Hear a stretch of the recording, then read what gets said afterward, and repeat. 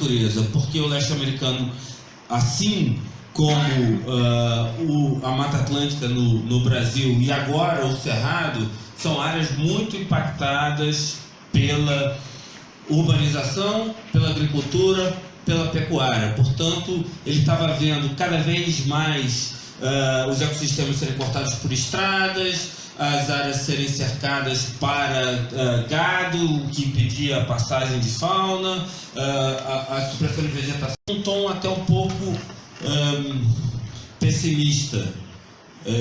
Não tinha internet, mal tinha telefone, não tinha nem computador, mas o artigo dele viralizou. E várias pessoas começaram a refazer o caminho dele. Até que em 1923 se formou uma associação nos Estados Unidos para preservar o que eles começaram a chamar da Trilha dos Apalaches. Isso juntou pessoas de todos os estados americanos, 3.000 que a trilha passava, os 3.600 quilômetros, e a primeira coisa que eles fizeram foi começar a sinalizar a trilha. Ou seja, o primeiro passo para fazer uma trilha é com que ela exista no terreno, sinalizar a trilha. Em 1937 ela já estava toda sinalizada, atravessando 14 estados americanos. Hoje ela é percorrida por, em média, 3 milhões de pessoas por ano. Dessas, mais ou menos 2.000 pessoas completam a trilha inteira de ponta a ponta. Dessas 2.000, 1.000 completam porque começaram no sul e terminaram no norte, e 1.000 completam porque passaram a vida inteira fazendo a trilha. Tem um fim de semana, faz um pedaço, tira as férias, faz outro pedaço, depois tem mais 15 dias livres, faz outro pedaço e vai completando a trilha inteira. Esses são chamados os section hikers. Isso não só movimentou a economia de áreas, de certa forma, sem uma economia pujante quando comparadas a áreas do entorno, mas principalmente criou um grupo de pressão para a manutenção da natureza aí. Ninguém queria caminhar no asfalto, ninguém quer caminhar dividindo espaço com carro, ninguém quer comer poeira, as pessoas querem ver paisagens bonitas e querem estar na natureza. Quando você fala em educação ambiental, nos Estados Unidos o conceito de educação ambiental mudou completamente. Não é fazer folheto, não é falar para a escola, é pegar quem já tem uma vontade de estar na natureza e dizer a essa pessoa: isso aqui onde você está, se você não me ajudar, isso aqui vai desaparecer, porque essas pessoas já são as que têm o drive, a força para trabalhar com o que está fazendo, com a natureza. Então, a Appalachian Trail teve como força motriz trabalho voluntário. Você quer? Tudo bem, eu topo desde que você faça. Hoje a Appalachian Trail é mantida basicamente por voluntários. São mais de 40.000 voluntários cuidando da Appalachian Trail, divididos em trechos. Deu resultado? Vamos lá. Quando o Benton McKay caminhou em 1921, ele caminhou 98% em estradas de terra. Hoje a Appalachian Trail é 99,8% em trilhas. Quando ele caminhou, era menos de 1% terra pública. Hoje é mais de 98% terra pública. Quando ele caminhou, era 0% área protegida. Hoje a Appalachian Trail é considerada uma unidade de conservação. E uma unidade de conservação em que 30 metros, no mínimo, tem que ser de vegetação natural.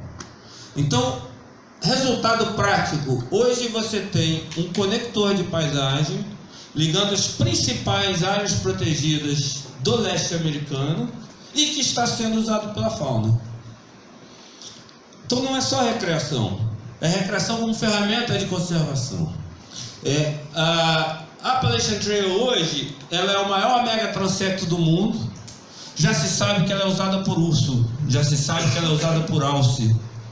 Ou seja, ela é um corredor funcional.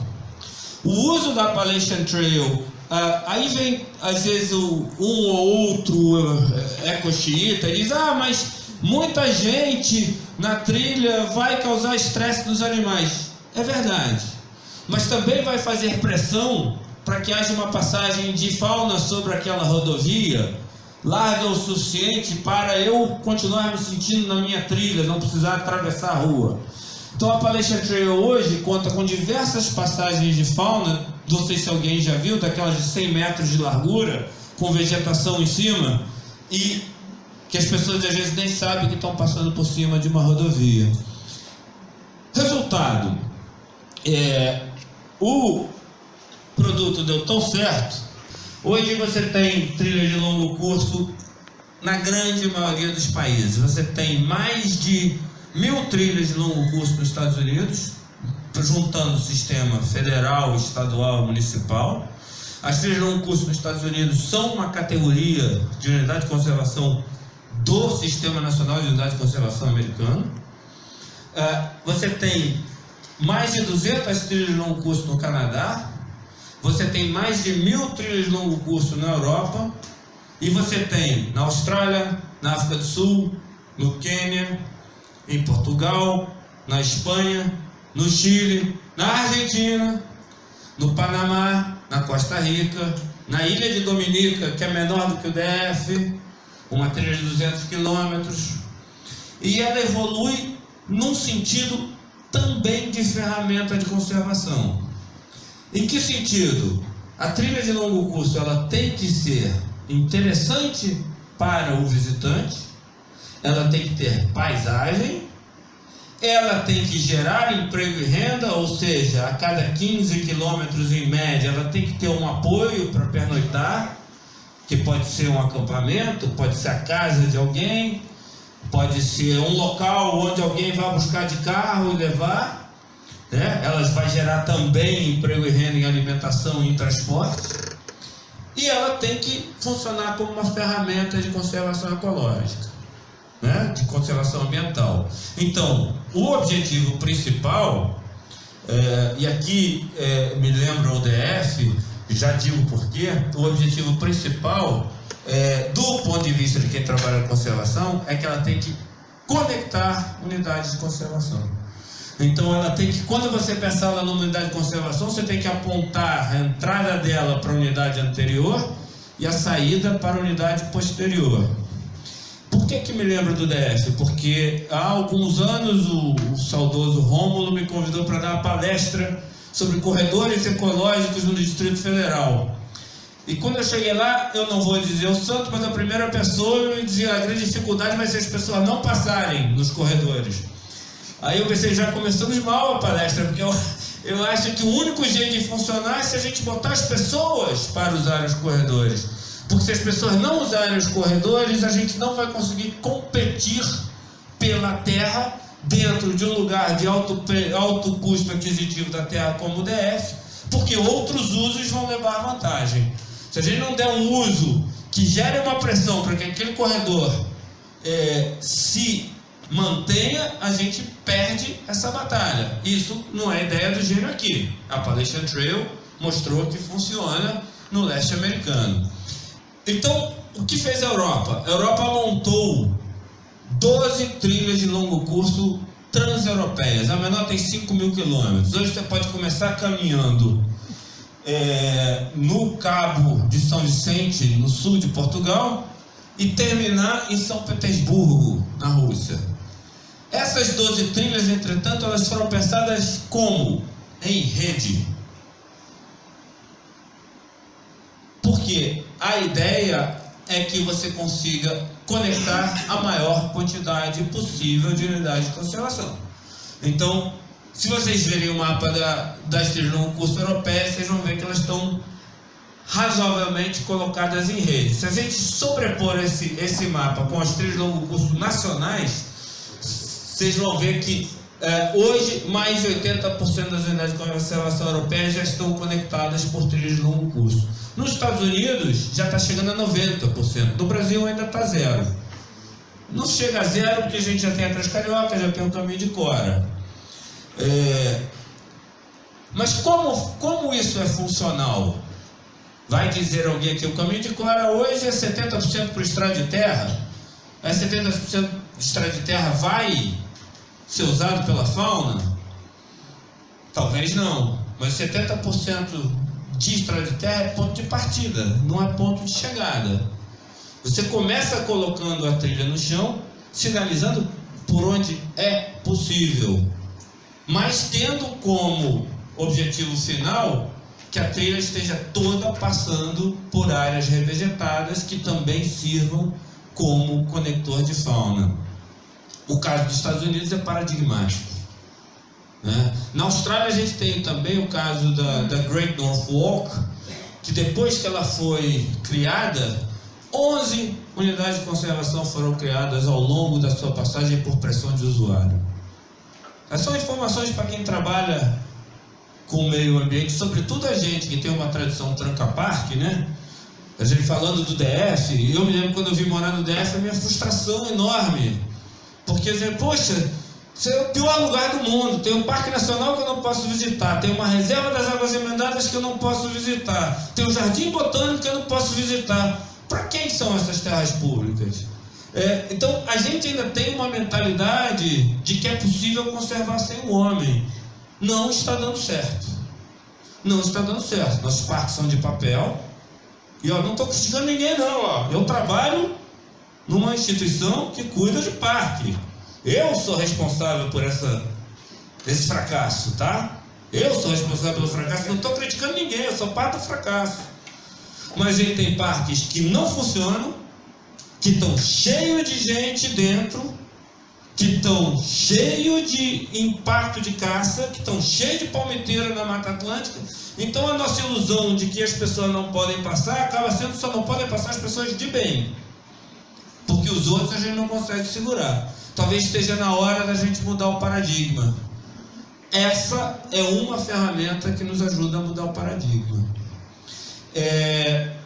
Quando eu fui lá dar a palestra do DF, dos corredores, eu tinha acabado de ser exonerado do ICMBio por estar tentando implementar esse tipo de política de abrir as unidades.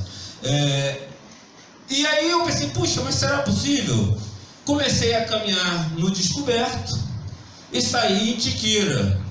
Posso dizer para vocês que eu caminhei menos de 2% em estrada.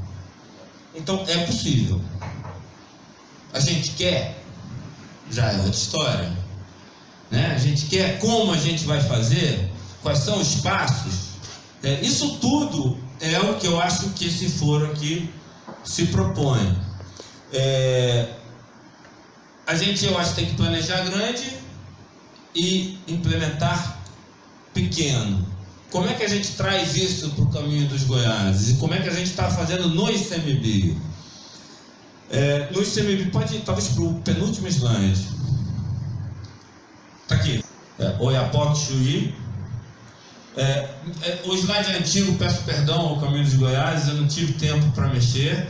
A gente estava chamando de trilha Missão Cruz, porque a Missão Cruz começou em Goiás Velho e terminou na Chapada, mas isso foi antes de eu conhecer o Bismarck e o João Lino, que o destino me fez conhecer pessoas que estavam pensando na mesma linha, mas caminhando mais rápido que eu, então eu já estava implementando.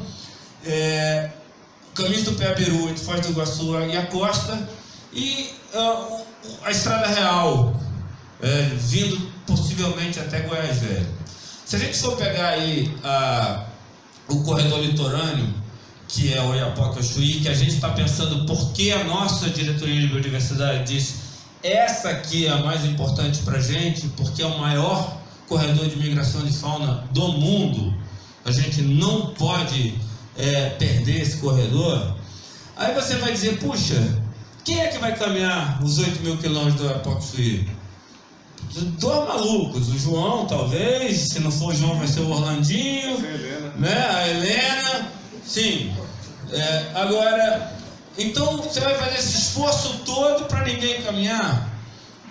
Não, eu vou fazer esse esforço todo porque eu preciso dar uma noção do todo. Eu preciso que a pessoa que caminha no Rio Grande do Sul, na trilha Oiapoque Chuí, se sinta indignada se amanhã alguém for passar uma rodovia lá em São Luís e destruir a trilha Oiapoque Chuí lá, porque ele vai dizer, não, tira a mão da minha trilha, ele nunca foi ao Maranhão, ele não conhece São Luís, mas é a trilha dele, vai matar a minha trilha. E isso, de novo, não é da minha cabeça, a gente já vê isso acontecendo em outros países. Então, por isso que a gente tem que ter uma noção de unicidade. Mas como é que a gente faz para criar um pertencimento maior e uma geração de emprego e renda? Aí a gente pega o exemplo europeu, que já evoluiu sobre o exemplo americano. Você quer voltar lá para o slide? Então, resultado de trilhas de longo curso regionais. Uma trilha de longo curso nacional é a soma de diversas trilhas de longo curso regionais, em que o final de uma coincide com o início da seguinte. Qual é a distância de uma trilha de longo curso regional? Não mais do que 20, 22 dias. Por quê? Porque o teu período de férias cabe numa trilha de longo curso regional, ainda dá tempo de levar a mulher no shopping. Ou o marido para tomar cerveja. Né? Então todo mundo fica feliz. E a gente já sabe, você diz que é turismóloga, né? Então a gente se apoia muito nas pesquisas de turismo, que no Brasil ainda estão incipientes, mas que no mundo já descobriram muita coisa. E uma das coisas, a gente sabe desde criança, é que todo mundo quer completar o álbum. Então, se você não faz uma trilha que alguém não consiga completar, você não atrai. Então, as trilhas regionais, elas cabem no período que alguém consegue completar. Ah, mas a minha é menor. Então, faz caber em uma semana ou em 15 dias, mais o deslocamento. O que é uma semana? São 9 dias, de sábado ao domingo seguinte. Então, que a tua trilha não tenha mais do que 6 dias, para permitir que as pessoas cheguem, façam a trilha, terminem e tenham tranquilidade. Então, o nosso planejamento no ICMBio está levando isso em conta. Então, uma trilha de longo curso, pode voltar lá para nacional, é o resultado da soma de várias trilhas de longo curso regionais. Vamos vir para o caso do Caminho dos Goiáses? O que é o Caminho dos Goiáses? Na nossa cabeça, o Caminho dos Goiáses hoje são 3 trilhas regionais. O Caminho de Cora, que está pronto, que vai ser falado depois, que são 300 quilômetros, cabe em 20 dias. O que eu estou chamando, mas não pretendo brigar pelo nome, se vocês não quiserem, que eu estou chamando de trilha Missão Cruz, que seria a trilha do DF. E por que eu estou chamando de trilha Missão Cruz? Porque as mesmas pesquisas dizem que quando você tem várias camadas de interesse, maior é o público que você tem. E a segunda maior camada de interesse, depois da camada da caminhada mesmo, do exercício, e maior do que a do estudo das ciências da natureza, ou seja, primeiro é a recreação em si, né? Segundo é a história, terceiro é a natureza. Então, a escolha do nome Missão Cruz é justamente para puxar para a história. A gente tem buscado no Brasil tentar um pouquinho fazer isso. E a terceira, que hoje me chegou, não está no meu celular, eu não tenho capacidade de fazer isso, mas chegou hoje a imagem da pegadinha que está sendo aplicada na Chapada dos Veadeiros. A terceira seria do DF até a Chapada dos Veadeiros, para a qual a gente não pensou o nome ainda. As 3 formariam o Caminho dos Goiás. Acaba aí? Não sei. Quando eu fui visitar a Appalachian Trail, eu estava começando a me capacitar nessa área, faz uns 20 anos, e tive lá no escritório da Appalachian Trail com o diretor. Acho que quem me conhece vai ver essa história umas 20 vezes, pode tampar os ouvidos. Eu estava conversando com o diretor da Appalachian Trail, que era um senhor de 70 anos, e perguntei para ele quando é que ela ficou pronta.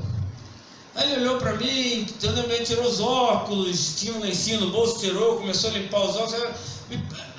A impressão que eu tive, esse cara está pensando, o que eu falo para esse imbecil?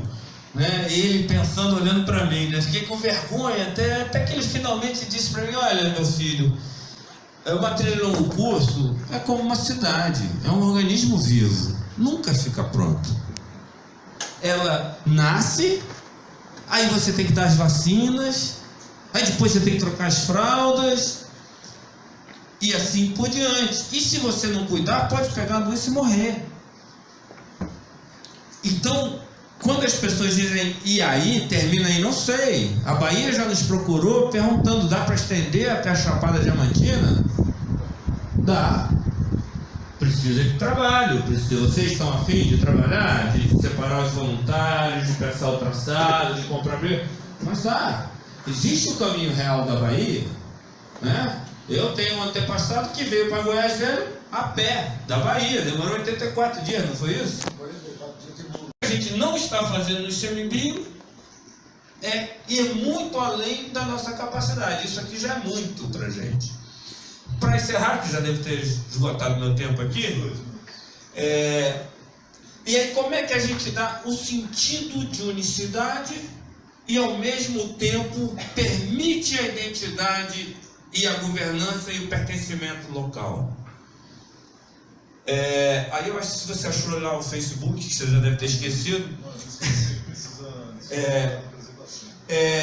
a gente pensou que a sinalização deve ser padronizada. Conversamos muito com os europeus, com os americanos, e a única vantagem que a gente tem de estar tão atrasado, até a Argentina tem trilho longo curso, né, é que a gente não precisa repetir os erros dos outros.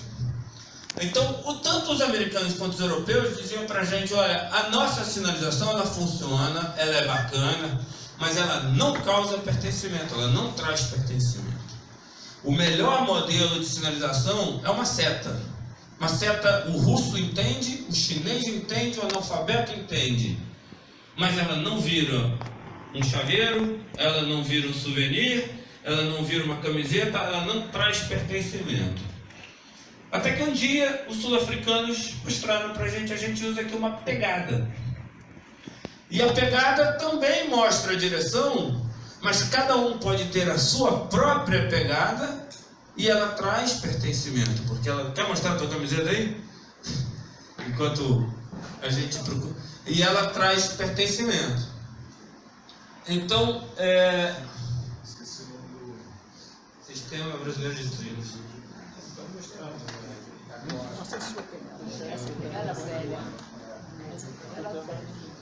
Essa é da Chapada dos Veadeiros, começou hoje. Então hoje a gente já tem, desde que a gente começou esse movimento, que a gente está chamando de Sistema Brasileiro de Trilhas, a gente tem já 30 trilhas de longo curso sendo implementadas. Tem 3 que já estão prontas, que é o Caminho de Cora, a Trilha das Carioca e o Caminho da Serra do Mar, liderado pelo Parque Nacional da Serra dos Órgãos, e 27 que estão sendo feitas. Cada uma tem uma pegada sua, que é desenhada localmente. Sul-norte, a pegada é amarela sob fundo preto. No sentido norte-sul, a pegada é preta sob fundo amarelo. O mesmo vale nos sentidos leste-oeste. Aqui a gente tem a sinalização, é uma sinalização fácil de ser feita, também isso a gente trouxe do exterior, porque tem 2 coisas que a gente tem que levar em consideração quando a gente pensa a sinalização. A primeira é que se você botou a pessoa numa trilha, você não quer que ela se perca.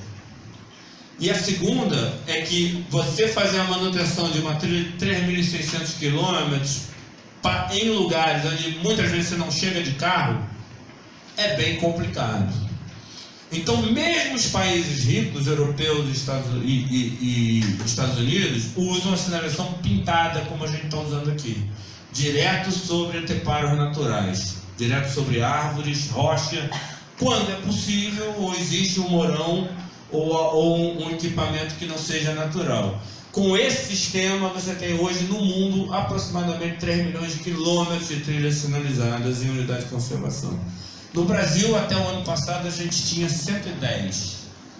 Nos últimos 18 meses, nós chegamos ontem, a última vez que eu atualizei, a 1.350. Para 110 é um aumento de quase 1000%, mas é menos do que Luxemburgo, que é menor do que o DF. Então, Luxemburgo, que é menor que o DF, tem mais ou menos 2.500 km de trilha sinalizada. O Brasil, que cabe uns 100 Luxemburgos, tem 1.300. Mas assim, não sou pessimista, eu acho que a gente está começando, a gente tem a vantagem muito grande de ter aprendido com os erros dos outros e já começar com a pegada também do conector de paisagem, que é algo que eles só aprenderam depois de 50 anos de implementação, era um equipamento meramente turístico até então. E para encerrar, essa manutenção ela não fecha a conta, ele é gratuito e está disponível no site do ICMBio. O João ficou de mandar, cadê o João? Ficou de mandar por PDF para todo mundo que está aqui. Quem for trabalhar ou tiver interesse, eu recomendo que leia, porque sinalizar tem metodologia. A gente não quer que ninguém se perca, nem quer que a mata fique parecendo uma árvore de Natal. Então tem metodologia, vamos tentar dar uma olhada. Não é complicado, não precisa fazer um curso nos Estados Unidos, mas tem uma metodologia já aplicada, inclusive no DF. O grupo de caminhada de Brasília sinalizou aqui 4 trilhas na Flona que provavelmente serão parte do Caminho dos Goiáses. O grupo do Márcio Rebas do Cerrado sinalizou mais uns 40, né? 50 quilômetros. 50 quilômetros na APA do Planalto Central. O pessoal da APA do Planalto Central da OCA sinalizou também sinalizou trilhas. E mais ou menos todo mundo junto e já do Cerrado sinalizaram mais 45 da Trilha União. Todo o DF já tem bastante gente capaz até de dar instrução, né? Não é uma metodologia nova aqui. Por que o voluntário é importante? Porque se você não tiver voluntário, você não tem pertencimento. Se você não tem pertencimento, você não consegue brigar pelo uso da terra com outros usos, sobretudo em áreas como o Distrito Federal. O voluntário, às vezes, dá trabalho, dá. Tem opinião diferente? Tem. Vai querer que a opinião dele valha? Vai. Mas, se você não tiver o voluntário, você vai só perder. Você vai ficar 1 mês e meio sem presidente, porque estão querendo botar alguém do PROS de ser o presidente, porque você não tem ninguém para gritar junto com você. Então, os lugares onde funciona, a sociedade civil está junto. Não tem outro caminho. Tem que trazer os voluntários. Como é que você traz para dentro? Aí você quebra a sua trilha em trechos menores. Cada trecho tem um adotante, que pode ser um grupo, como o caso do grupo de Caminhada de Brasília, pode ser uma empresa, pode ser uma faculdade, pode ser um grupo de ciclistas, pode ser um grupo escoteiro. Aqui em Brasília está funcionando bastante bem. E a trilha Transcarioca, com 183 km no Rio de Janeiro, é toda feita com manutenção voluntária. São 26 trechos, 26 adotantes. Eu acho que tomei meu tempo. A ideia era dar um panorama geral para a gente poder descer para o específico e ninguém sair daqui dizendo: pô, os caras são malucos, que ideia idiota, não vai funcionar nunca. Gente, funciona no mundo inteiro, pode funcionar aqui também. Funciona no Rio de Janeiro, então pode funcionar aqui, né? Obrigado.